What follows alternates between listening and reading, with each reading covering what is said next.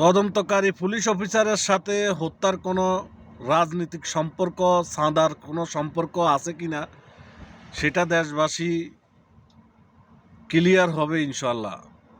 তবে যারা অপরাজনীতি করতেছে এটা নিয়ে, তারেক রহমান, খালেদা জিয়া, জিয়াউর রহমান তাদেরকে অসম্মানী করে বক্তব্য দিতেছে, নিন্দা জানাইতেছে, তাদের প্রতি ধিক্কার জানায় যে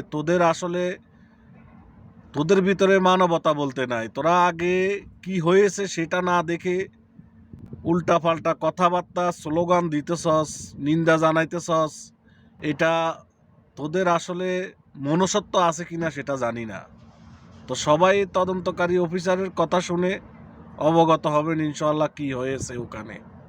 যিনি হত্যাকাণ্ডের শিকার হয়েছেন এবং যাদেরকে ধারণা করা হচ্ছে এই হত্যাকাণ্ডের সাথে জড়িত, তারা পরস্পর সম্পর্কিত এবং ব্যবসাটা তারা একসাথে কিছুদিন করেছে। কিন্তু যখন ব্যবসায়িক লেনদেন নিয়ে একটা দ্বন্দ্ব তৈরি হয়, তখনই তারা এই ব্যবসাটাকে আবার নিজেদের মতো করে করার জন্য তার সাথে বিবাদে লিপ্ত হয়, যার বিবাদের ফলশ্রুতিতে এই হত্যাকাণ্ডটি সংঘটিত হয়েছে। কিন্তু আমরা এখন পর্যন্ত কোন নির্ভরযোগ্য তথ্য থেকে, সোর্স থেকে তাদের রাজনৈতিক পরিচয়ের বিষয়টি আমরা নিশ্চিত হতে পারিনি।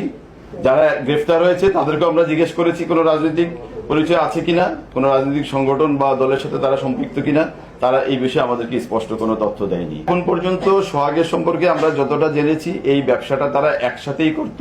তার প্রিভিয়াস কোনো অ্যাক্টিভিটি সম্পর্কে আমাদের কাছে এখন পর্যন্ত তথ্য নেই। তবে আমরা খতিয়ে দেখার চেষ্টা করছি যে সোহাগ কেন এই হত্যাকাণ্ডের শিকার হলো। এটা কি শুধু তাদের লাভের জন্যই, না সোহাগের এমন কোন অ্যাক্টিভিটি আছে যেটার জন্য তারা ক্ষিপ্ত হয়ে ঘটনা ঘটাতে পারে।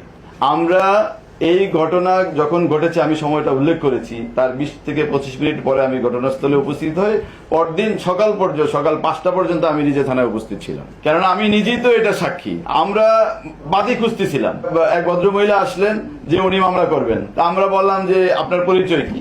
তো পরে উনি বললেন যে আমি সোহাগের ওয়াইফ। তো পরে আমরা খতিয়ে দেখলাম উনি ডিভোর্সড ওয়াইফ।